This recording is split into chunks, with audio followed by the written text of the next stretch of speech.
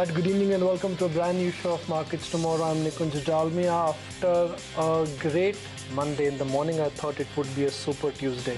So yes, we've closed in the green, but not very happy with the market.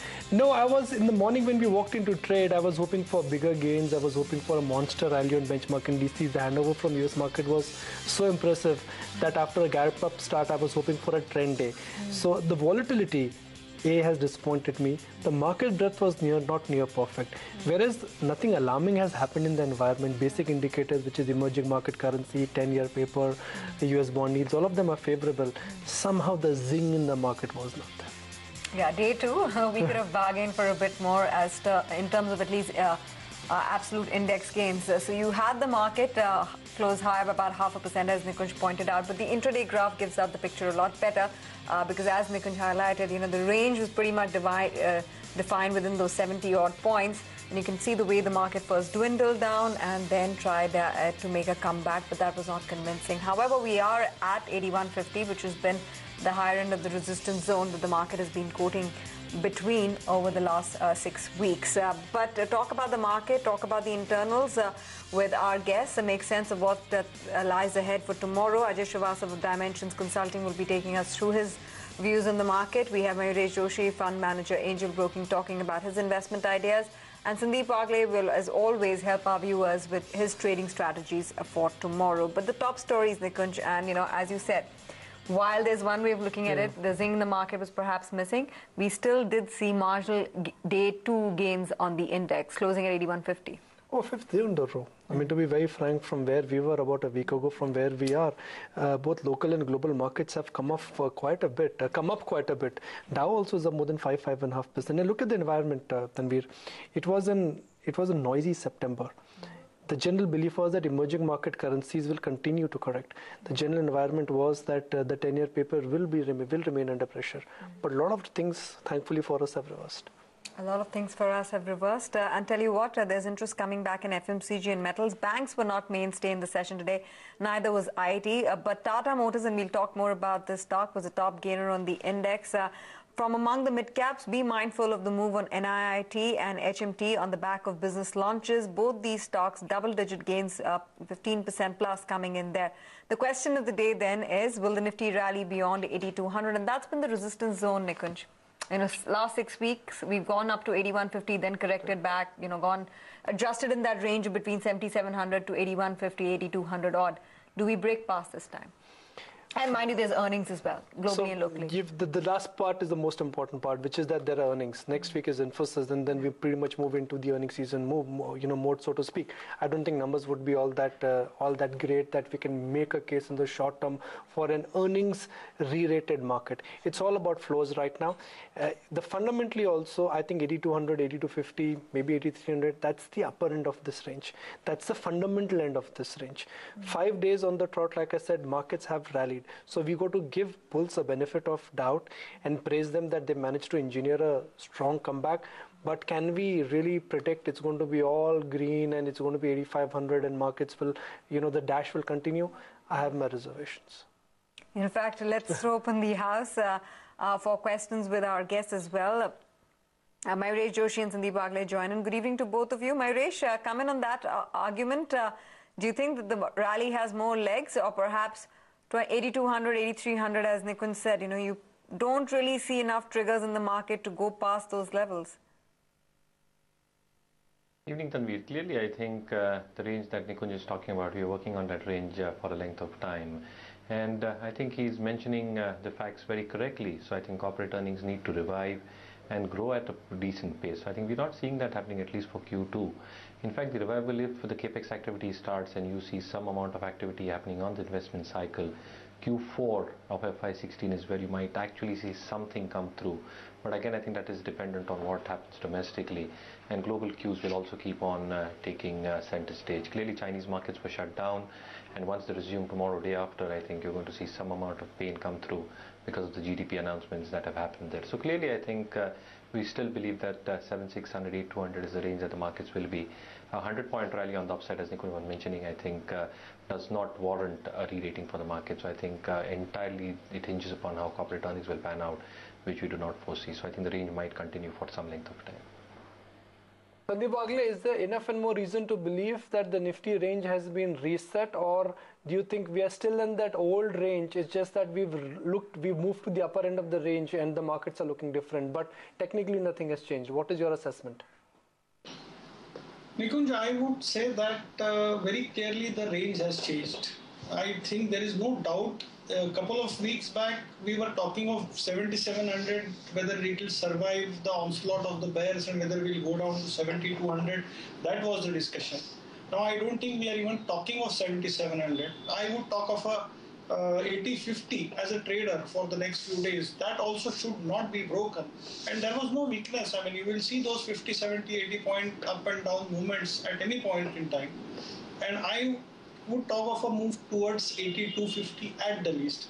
Won't be surprised if even 83.50 is tested. So 8,050 to 8,300, 8,400, somewhere between that is, I think, the range for the next few days or possibly the next couple of weeks. Okay, that pretty much defines the high point or the upside to the market from these levels. The talking point in the session in terms of stock-specific action, and we don't need to look beyond into the depth of the market. On the index by itself, it was really Tata Motors all the way, a 5% move on the stock, and from a year-to-date perspective, it's lost about 35%. 6 months, it's lost more than 40%. But this little blip up is perhaps bringing about that debate that we pretty much carried through the session on whether or not there is a bull argument for Tata Motors, which side of the debate are you on? which the bears have beaten down. I would imagine technically and fundamentally, Nikunj, that something that's oversold, how much lower can they go from here? So I would imagine that, what the market witnessed today would reflect in the fundamentals sooner or later. Frankly, I think markets have reconciled to the fact that FY16 will be a washout year for JLR. And FY17, they're hopeful because new product launches would come in. But I just want to make a limited point, and that's my personal view, which is that if the China fear was so real and if the China concerns were so real, trust me, Tata Motors would have not bounced back the way it has bounced back. It's a smart recovery of about 10% in the last 2 days. Before world recognized there was a problem called China, Tata Motors as a stock started correcting. And now that everybody is talking about problem in China and the problem has been glorified and magnified, Tata Motors as a stock is appreciating. Markets are smarter than you and me. And frankly, the market message is telling me that, look, China is in problem, but it is not the problem which way markets are looking at it. The Tata Motors stock price is a reflection of how China problem is. Okay, we're doing a lipstick survey right here on ET now, but coming on that, Mayuresh, do you think that this is a defining point for Tata Motors, as Nikunj highlighted? And I completely agree with him on that. My two bits essentially oversold on both technical and fundamental fronts. So, there could be a case of a relook on the stock from these levels. So again, I think I would concur with Nikunj that FY16 more or less would be a washout here for Tata Motors as far as JLR is concerned. 20% of its volumes come in from China. And you've seen a massive derating happening on the stock because of the degrowth that you've seen in volumes there. And again, I think the recovery hinges on how the Chinese markets will perform over the next 2 to 3 quarters. Having said that, I think ex-China, the markets have done exceedingly well. So, I mean, if you look at the September numbers for North America, if you look at the numbers for UK, the numbers have been exceedingly good for Tata Motors. So clearly, I think even if one looks at the lower end of the range in terms of EBITDA margins for JLR, even coming below 14%, if one really assumes because of the degrowth in China, and again assuming single higher digit volumes for China, again I think the stock price that we probably saw at 280, 285 would encapsulate most of the negatives in terms of bad news and earnings downgrades that one might witness. So clearly I think the positives still to be seen on the stock, their modular strategy yet to work out, the new variants that are expected to come out, XE, XF, Discovery Sport, will have a huge amount of impact in terms of how the volumes and sales growth will happen. And again, I think the recovery in the Chinese markets will be a key. So FY17 numbers, in my opinion, should start looking far better. Domestic volumes have started looking up. So again, I think we are maintaining our optimistic stance. Valuations are looking attractive. So if the stock corrects further from these levels, I think it's shown a good rally over the last 3 to 4 days. But the results might just disappoint, which might pull the stock down. I think it will become a good entry point for long-term investors to start getting into Tata Motors at that point of time. Okay, that's a quick view coming in on Tata Motors, but we'll head into a break right now. As we do so, here are Rajesh Srivastava on his investment ideas, where he's keeping his faith in the market. When we come back, talk more about stock-specific trades for tomorrow. The real worry which RBI faced and therefore went for a 50 basis point cut, we all welcome it, is the fact that growth rate has fallen down and is falling down sharply. This is what RBI is signaling to all of us. There are some host of market leaders in specific companies who are not immune but at least more ability to resist the market. You have seen private banks, they're floating in the range of 5 to 10% up and down. They are staying clear in the market. The PSU refining space, which we've been talking for last 1 year. I think you've got to be patient with those stocks because those will give you 3 to 4 times return over the next few years. And the reason is that these are the stocks government will sell first. A whole host of small mid-cap pharma space, which we know because of the investment banking business, will eventually come up for sale as a company per se, or are on a target of MNCs or target of Indian companies. So there are about 8 to 10 names which are on a clear target, which you keep investing in every correction. I think if you're really looking at a good trading blip up in infrastructure side, cement is going to give you one of the best blip ups and a good surprise in terms of results coming forward. Fundamentally, the IT company structure will change over time, and I don't want to be part of the change, at least for the next year. I think the big rally is over, maybe 5-10% here, but there's enough money to be made in the rest of the market.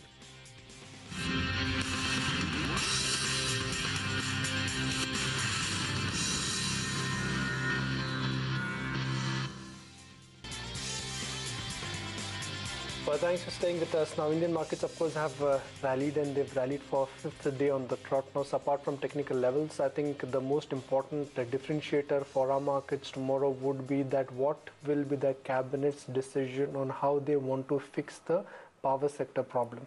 And the power sector has two problems. Number one, there is more capacity, there is no demand, and the buyers, which are state electricity boards, they don't have the financial muscle to really buy the electricity from both public and private producers.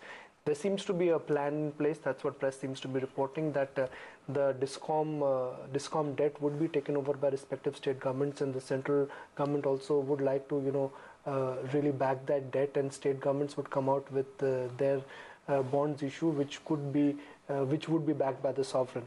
Whether this move goes through tomorrow or not, we don't know, but in terms of a talking point, I think this has been the talking point today. This was the talking point yesterday, and this will be the talking point tomorrow. Oh yes, indeed. 4.3 lakh crores, that's the kind of debt that you're talking about. That's the kind of burden that the system has. It'll be a big one coming off if they actually manage to put a plan in place for that. So you'll have the financials and PSU banks also. Do you think, even though the opinion is the exposure is limited to the space, the worry is more from the metals and the infrastructure side for PSU bank bad loan assets, it's still a key monitorable for PSU banks, I mean, to be looked at favorably if this bad asset is off? Anything which is going to check on the NPA quality, I think it's great news for PSU banks. So that's one part of the story. But the broad concern is that reforms in the power sector are imperative if the economy has to progress, because power demand will come back. The irony is that we currently have surplus power.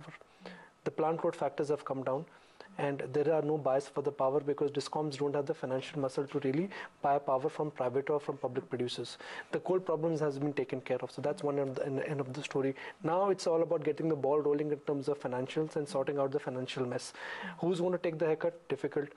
Do states have the ability to really come out with the bond, and will those bonds be backed by sovereign? We're hoping it would be, but I think it's more than GST, the Discom issue is more important from a market and from an economy standpoint.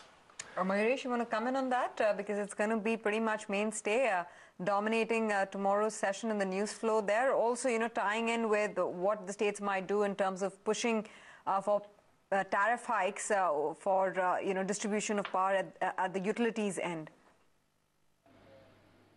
So clearly, I think, Tanveer, what really needs to wait and watch on what government action probably comes through. And as Nikunj was correctly mentioning, I think even if it comes through, I think the debt still remains on somebody's books. So I think servicing of this debt is going to be key. And again, I think tariff increases is going to be one pertinent issue, because that needs to happen if you need to take care of the cash flows for a lot of these state utility providers. Having said that, I think if you're individually looking at stocks like PFC, REC, I think the numbers have been exceptionally good over the past few years.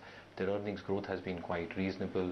The asset quality has not deteriorated to the extent that one really would have expected in terms of bad conditions going through working capital constraints, SEB not having the pricing power. and so on and so forth. The private share of loans that they've given, again, I think that's been seen some amount of restructuring, which seems higher provisioning at 3.75%, which is very, very mandatory. So clearly, I think valuations are supportive, but does that entail that cash flows will start flowing in? I think it will still take some time. So I think one really needs to understand how this debt burden is going to be taken care of, whether it's going to be bond issuances, as Nikun was saying, whether there are going to be tariff increases, if these tariff increases are going to happen in phases. So clearly, I think let the policy come out, but at that point of time, I think we'll still prefer something like a power grid, where at least there is a regulated return on equity coming through at 15.5%.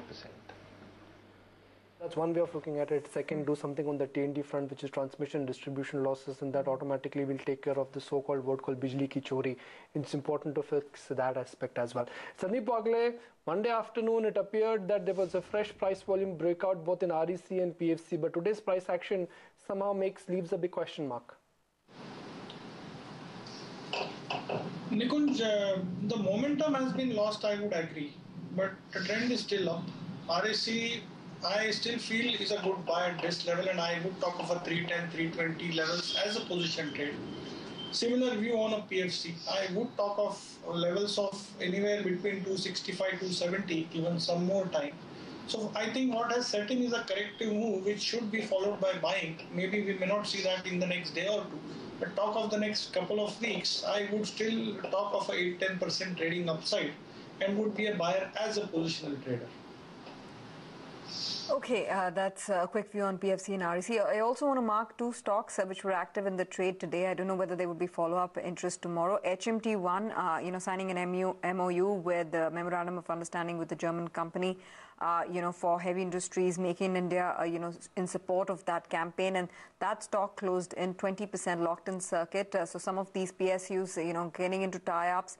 It seems like a healthy way forward, nudging 50 on HMT in the session. 20 lakh shares traded on that counter, with the government holding standing at about 90% there. Keep an eye out for what HMT does next.